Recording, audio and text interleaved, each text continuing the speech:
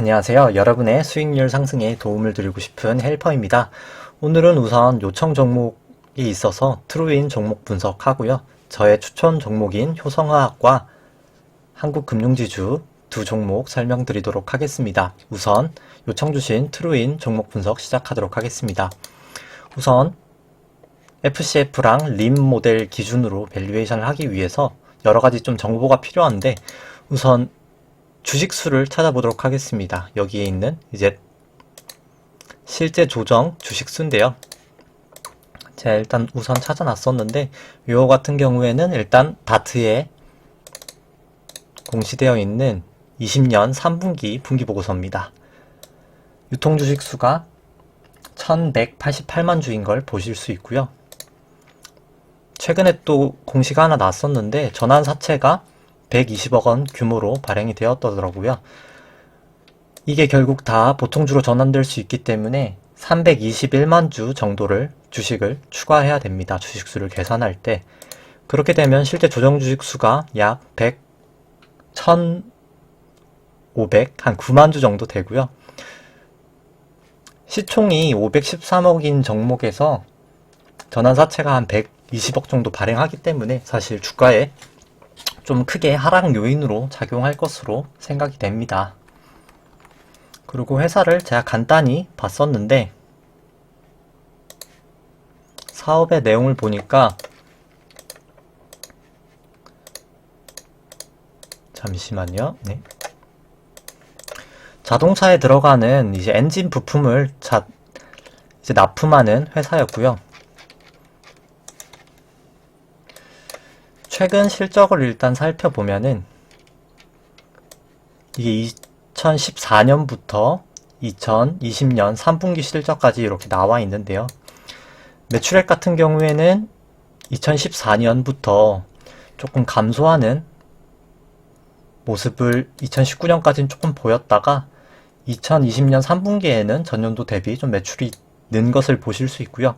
영업이익 같은 경우에도 2014년 29억 흑자였다가 2016년에는 좀 150억 정도 마이너스로 안 좋은 모습을 보였지만 일단 20년 3분기에는 보시면 한 14억 정도 흑자 전환을 한 것을 알 수가 있네요.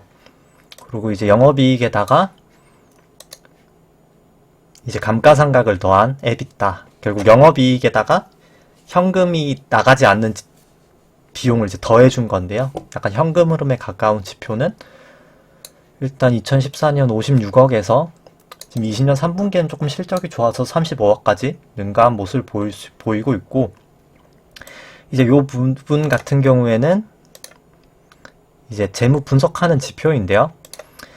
에빗 마진은 이제 영업이익률, 영업이익이 계속 마이너스였기 때문에 이제 마이너스를 보이다가 올해 3분기에는 조금 5%로 조금 흑자 전환하는 모습을 보였고요. 에비타 마진은 에비타를 매출액으로 나눈 수치인데 에비타 마진 같은 경우에는 아무래도 감가상각이 좀 제조업이다 보니까 크다 보니까 16년 빼고는 다 흑자를 보이고 있네요. 20년 3분기가 조금 더 전년도 대비 많이 좋아진 모습이고요. 차입금 의존도 같은 경우에는 이제 회사가 빚을 지고 있는 차입금을 이제 총 자산으로 나눈 수치인데요. 보통 40%가 넘으면 조금 과중하지 않나 라고 보통 판단을 하게 되는데 지금 40.7%고 요거 같은 경우는 제가 불러오는 데이터가 지금 좀 오류가 난 것 같아서 이 실제로 0은 아니고 2019년 값을 봐주시면 될 것 같습니다.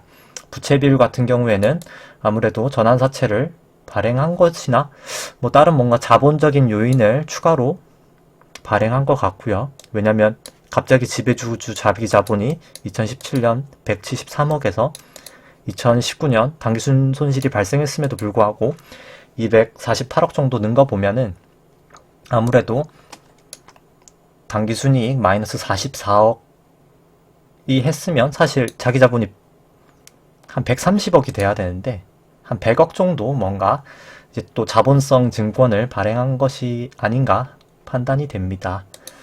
우선 좀 재무 구조는 조금 열위한 수준인 것 같고요. 이제 총 차입금 에비타 같은 경우에는 이제 차입금을 에비타로 나눈 수치인데 요거 같은 경우에도 이제 8배가 초과하면 조금 재무 부담이 가중되는 수치인데요. 45배면 사실 재무 부담도 좀 상당히 있는 지금 상황이지 않나 싶습니다.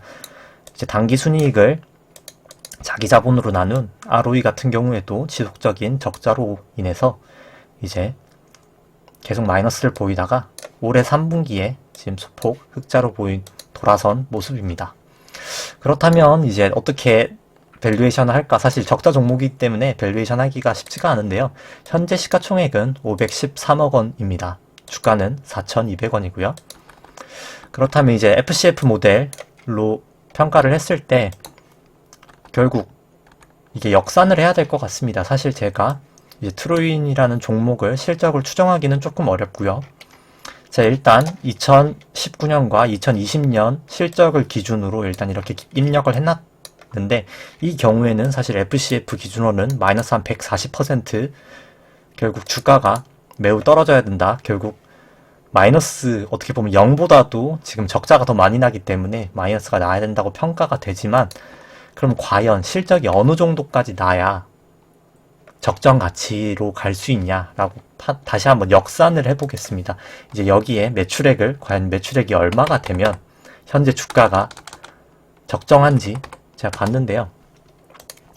약 매출이 지금 거의 한 2,600억 원 정도 지금 여기를 하고 있는데 매출이 한 2,600억 원에다가 영업이익이 한 5% 수준. 감가상각비는 물론 뭐 증가하겠지만 그냥 감가상각비는 현 수준에서라고 생각하면 결국 현 수준에서 지금은 매출액이 거의 한 300억 정도 나오고 있는데 현 수준에서 매출액이 결국 이만큼 결국 한 2,600억 정도까지는 증가를 해야 현 수준의 주가가 적정하다라고 평가를 할 수 있을 것 같습니다.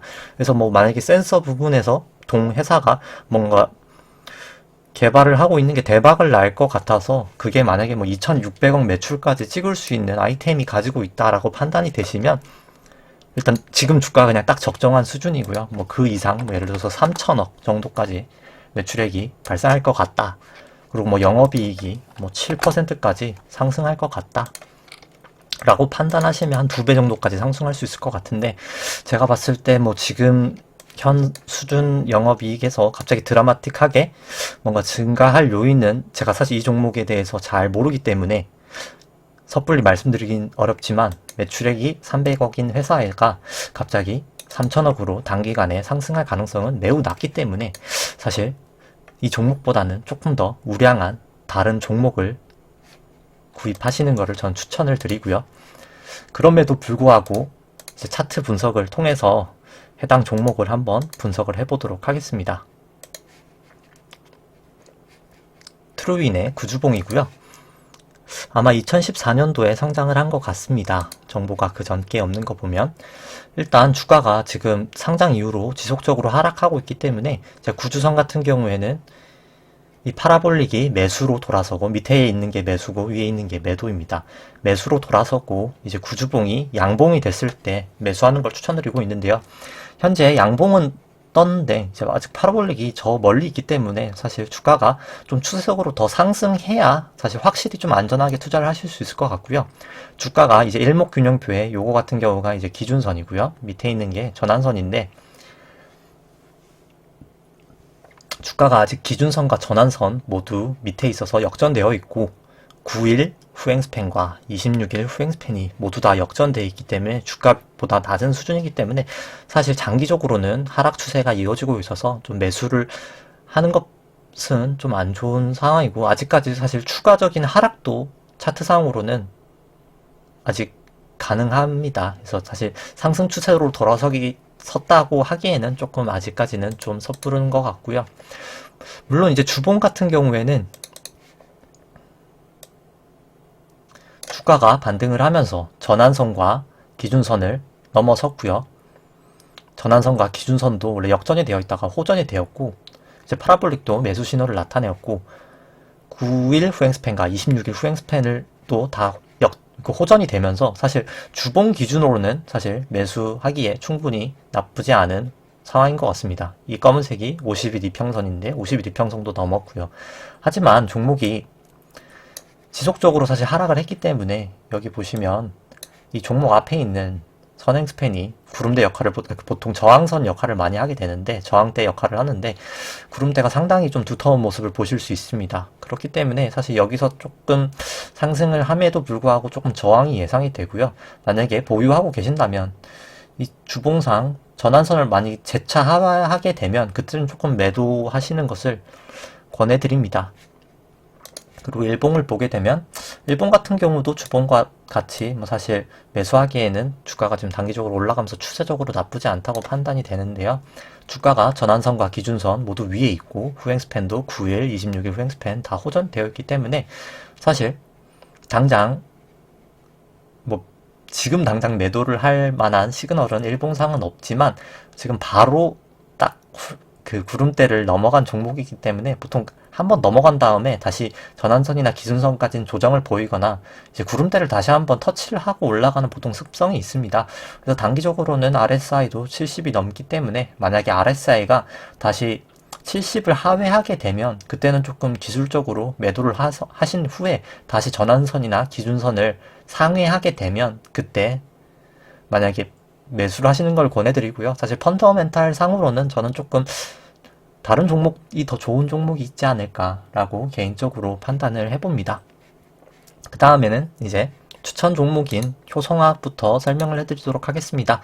이제 요거 같은 경우에는 이제 효성화학의 내재 수익률이고요. 효성화학 같은 경우에는 이제 2018년도에 이제 주효성이 이제 분할되면서 나온 회사이기 때문에 차트가 2018년부터 존재하고요.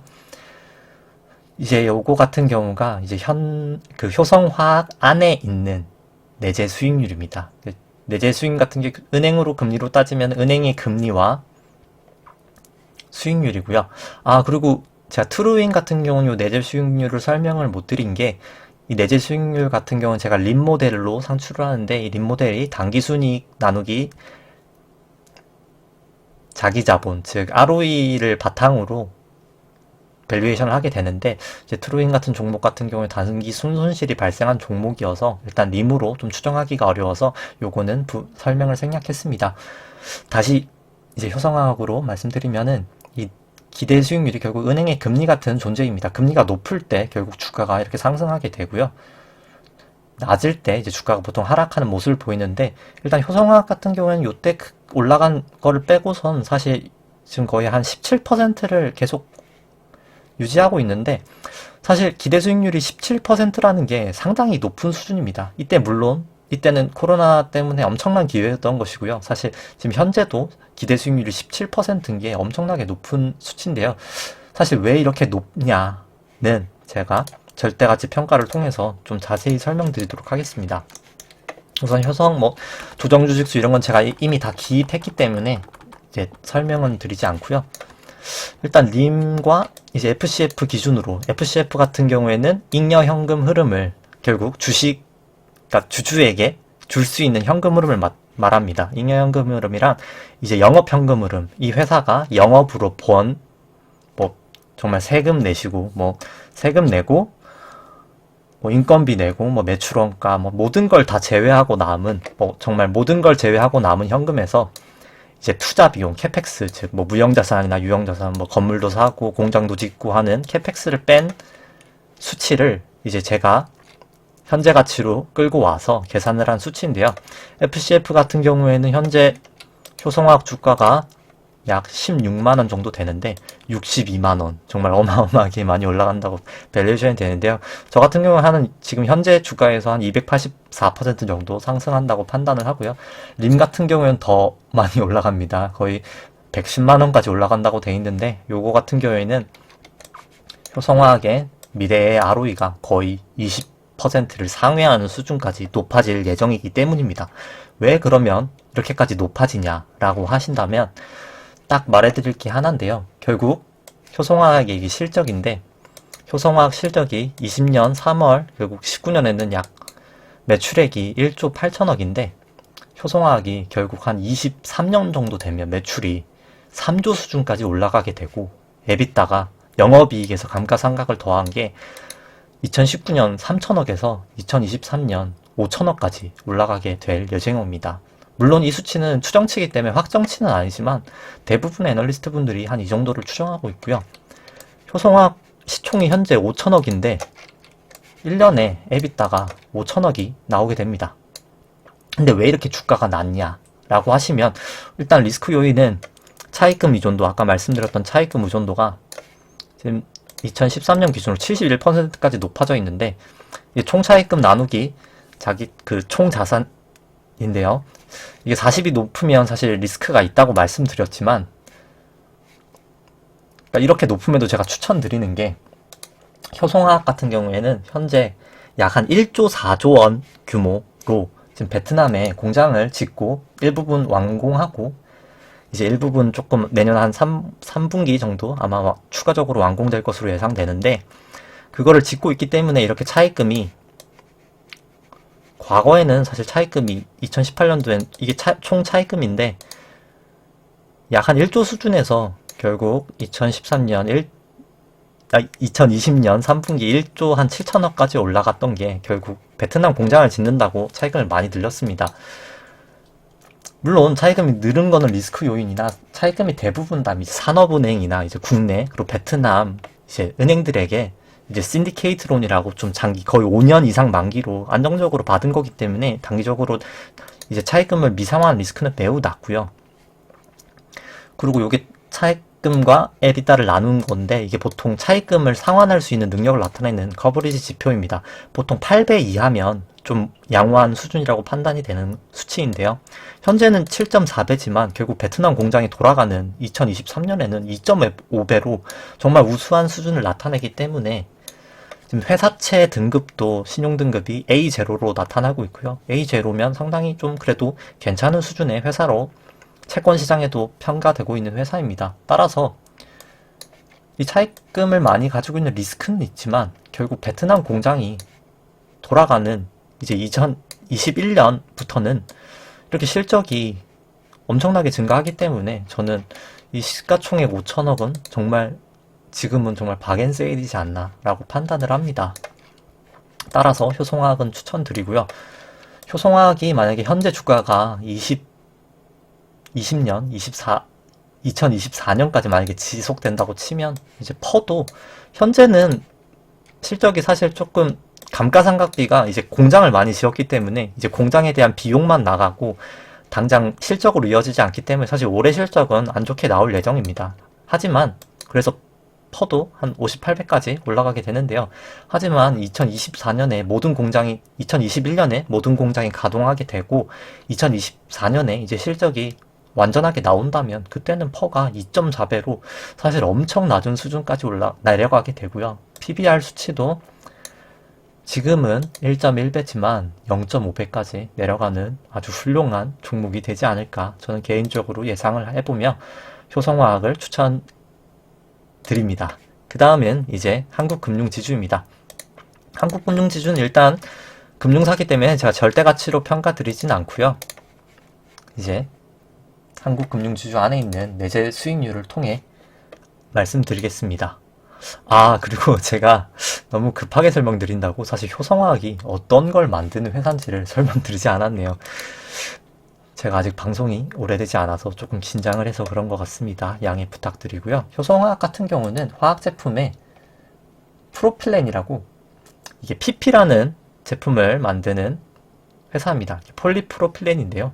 이제 사실 폴리프로필렌이 사실 저희 시중에 정말 많습니다. 이제 배달 용기도 자세히 보시면 보통 폴리에틸렌 아니면, 폴리에틸렌은 P이고요.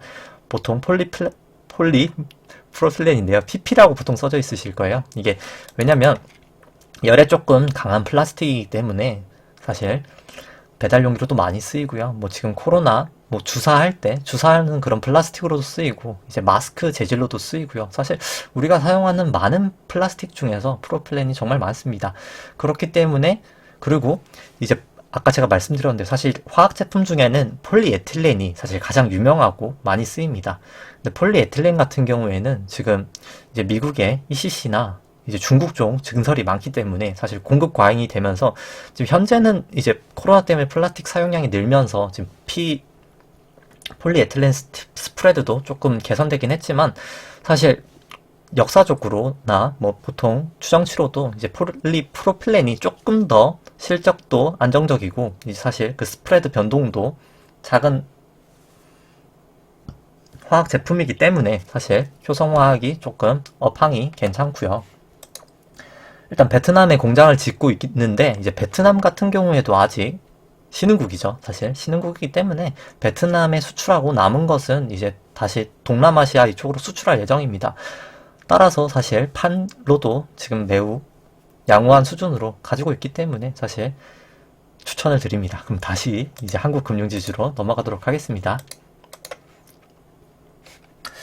일단 좀 컴퓨터가 끊기고 있는데 한국 금융지주는 우선 어떤 거를 하는지 그것부터 조금 설명을 드리도록 하겠습니다. 요건 이제 한국금융지주의 내재 수익률이고요. 한국금융지주 같은 경우에는 이제 한국투자증권 많이 아실 것 같아요. 이제 한국투자증권을 가지고 있는 지주사고요. 그리고 뭐 사실 많이 이제 주식하신 분은 알고 계실 것 같은데 이제 카카오가 대주주로 있는 카카오뱅크의 2대 주주입니다. 이제 뭐 자산운용 지분까지 포함하면 한 약 30%를 보유하고 있고요.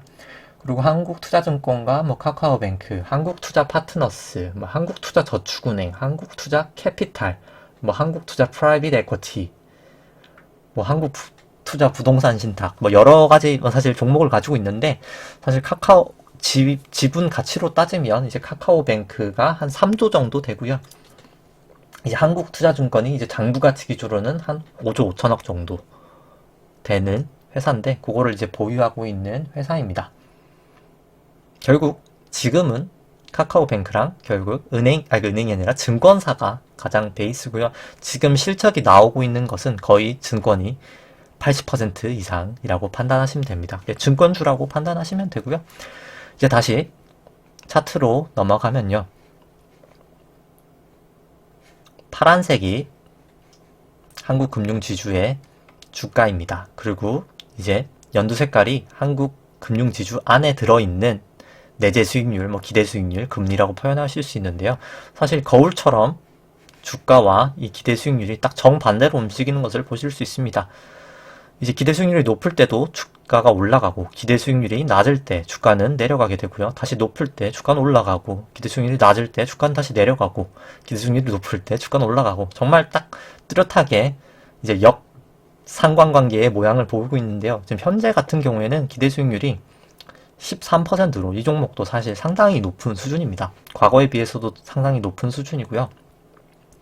이제 밑에 보라색 같은 경우에는 이제 이 기대 수익률을 굳고 10년으로 나눈 보통 페드 모형이라고 하는데요. 연방준비은행이 많이 사용하는 모델이기 때문에 페드 모형 같은 경우에는 사실 금리 조정했을 때 더욱더 이제 과거에는 사실 약 뭐 2.5배, 뭐 한 3%까지 있었는데 현재는 뭐 사실 거의 뭐 7, 8%를 육박하는 페드 모형 수익률이기 때문에 사실 지금 상당히 저 같은 경우에는 저평가가 되지 않았나라고 판단을 해봅니다. 이제 퍼와 PBR 같은 경우에도 한국금융지주 같은 경우에는 보통 이제 오른쪽이 PBR이고요.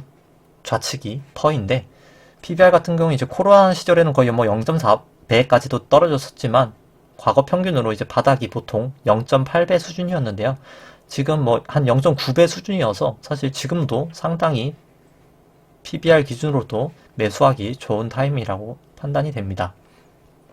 그리고 퍼 기준으로도 뭐 거의 5배 수준이기 때문에 역사적 바닥 수준이라고 생각하기 때문에 사실 정말 여러 가지 측면에서 조금 괜찮은 종목이지 않나 생각이 되고요. 이제 ROE 같은 경우는 제가 뭐 조정해서 조금 ROE를 조금 완화시킨 ROE인데요. 결국 단기 순이익 나누기 자기 자본, 결국 수익성을 나타내는 것인데 2016년까지는 조금 하락하였지만 현재 2016년부터 거의 13% 수준의 ROE를 보유하고 있어서 사실 정말 좋은 종목이지 않나 다시 한번 설명을 드리고요. 요 같은 경우에는 이제 한국금융지주는 보통주와 우선주가 있습니다. 이제 우선주 같은 경우가 이제 2013년부터 사실 정말 많이 상대적으로 보통주에 비해서 올랐는데요. 지금 이게 결국 보통주 대비해서 우선주 주가가 거의 90%, 약 한 89%까지 따라왔다고 나타내는 것입니다. 그래서 사실 우선주가 뭐 배당을 1%더 주긴 하지만 사실 보통주가 더 낫지 않나라는 생각도 들고요. 하지만 뭐 길게 보유하신다면 사실 보통 선진국 같은 경우에는 우선주가 더 비싼 경우도 있거든요. 보통 유럽 같은 경우에는 뭐 우선주가 110% 정도 더 비싼 일도 있기 때문에 사실 우리나라가 선진국 반열에 들어가게 된다면 사실 뭐 지배구조에서 특이하게 이슈가 있어서 보통주가 주가가 더 많이 올라갈 요인이 없다면 사실 뭐 우선주도 길게 투자하시는 분이면 나쁘지는 않지 않나 라고 판단을 해봅니다. 그리고 효성화학 같은 경우에 제가 PBR하고 펄을 안 보여드렸는데 다시 보여드리면은 이제 오른쪽이 또 PBR인데요. PBR 같은 경우에도 사실 뭐 0.8배 수준으로 매우 낮은 수준을 보이고 PBR 같은 경우에도 1.1배 수준으로 뭐 주가가 상승하면서 좀 상당히 올라가는 모습을 보이고 있지만 사실 ROE가 거의 20%가 되는데 PBR이 뭐 1.2 정도 수준이면 사실 매우 낮은 종목이라고 판단이 되고요. 퍼 같은 경우에도 거의 5배 수준이기 때문에 사실 퍼도 매우 낮아서 매우 저평가된 종목이라고 판단이 됩니다. ROE는 한 20% 정도 나온다고 저는 개인적으로 추정을 하고 있고요. 그렇습니다. 그러면 이제 효성화학하고 한국금융지주 차트 분석을 해드리도록 하겠습니다.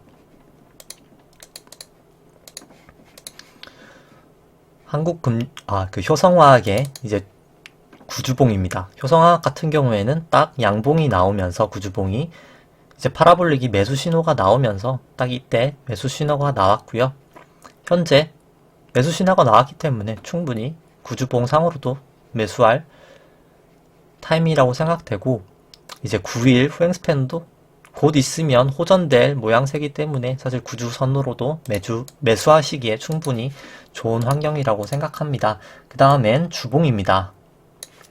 주봉이 같은 경우에도 주가가 전환선과 기준선보다 위에 있고 후행스팬이 모두 다 호전되어 있기 때문에 사실 매수하기에 좋은 모습을 나타내고 있습니다. 다만 이제 구름대를 지금 처음 뚫고 한 번도 제대로 된 조정을 횡보는 잠깐 했었지만 조금 조정을 보이진 않았기 때문에 단기적으로는 한번 전환선까지 올 수도 있지 않겠나라고 판단이 되지만 사실 매입하시고 나서 만약에 기준선을 깨지만 않는다면 저는 뭐 지금 그냥 매수하시고 뭐 조금 하락하는 걸 버틸 수 있는 분이시라면 길게 어차피 제가 생각하기에 정말 조금 늦게 주가가 올라간다면 이제 공장이 완전히 다 지어지는 뭐 내년 한 3분기부터 뭐 올라갈 수도 만약에 있는 거기 때문에 만약에 그때까지 조금 내가 하락을 한다고 해도 버틸 수 있으신 분이라면 지금 뭐 사실 매수해도 저는 개인적으로 충분히 나쁘지 않는 차트지 않나 라고 생각을 하고요.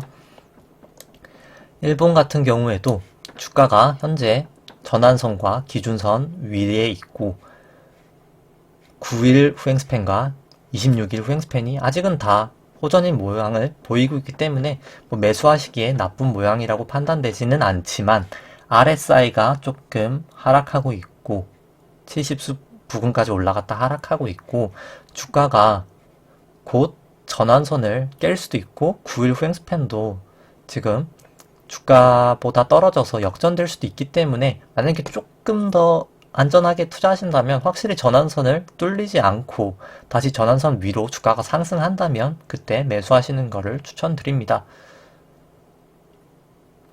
일단 뭐 단기적으로는 조금 지켜볼 수는 있겠지만 저 같은 경우에 사실 내재 가치가 있기 때문에 중장기적으로는 충분히 상승할 수 있는 종목이라고 생각합니다. 그 다음은 한국금융지주입니다. 구주봉인데요. 한국금융지주 같은 경우에는 아직 파라볼릭으로는 매수 신호는 나오지 않았지만 일단 9일 후행 스팬이 호전이 되었고요. 26일도 호전이 되었고 주가가 전환선, 기준선 모두 상회하고 있기 때문에 저는 뭐 사실 아직 매수는 구주선 기준으로 제가 하는 매수 기준은 나오지 않지만 충분히 뭐 매수할 수 있는 단계지 않나 라고 판단은 하고요. 주봉으로 보시면 조금 아직은 더 추세를 보고 사는 게 더 낫다고는 판단이 되는데 주봉으로 보시면 이제 주가가 전환선과 기준선 모두 위에 있고 후행 스팬도 모두 다 호전되어 있습니다. 하지만 다만 조금 지금 파라볼릭으로는 매수 신호가 나오지 않았고 RSI도 조금 떨어지고 있어서 뭐 사실 정말 안전하게 사신다면 뭐 파라볼릭이 다시 매수 신호로 갔을 때 사시는 걸 추천드리지만 사실 주가가 전환선과 기준선 위에 있기 때문에 충분히 지금도 매수하기에는 나쁜 조건은 아니라고는 판단이 됩니다. 일본 기준으로는 사실 조금 안 좋은 부분이 있는데요. 주가가 이제 전환선, 기준선 모두 다 하회하였고 지금 전환선이 어떻게 보면 기준선과 역전할 예정이기 때문에 사실 단기적으로는 정말 뭐 며칠간의 단기적으로는 사실 더 하락할 수 있는 가능성이 충분히 있는 상황이라고 생각합니다. 왜냐면 26일 후행스팬도 곧 역전 예정이고 9일 후행스팬도 역전이기 때문입니다. 제가 봤을 때는 아마 선행스팬을 하단이나 뭐 선행스팬 상단 뭐 50일 이평 수준까지 하락하고 그 다음에 재반등하지 않을까 싶습니다. 만약에 한국금융지주를 제가 추천드려서 사신다고 하면은 기준선을 주가가 상회하게 되면 그때 매수 드리는 걸 추천드리고요.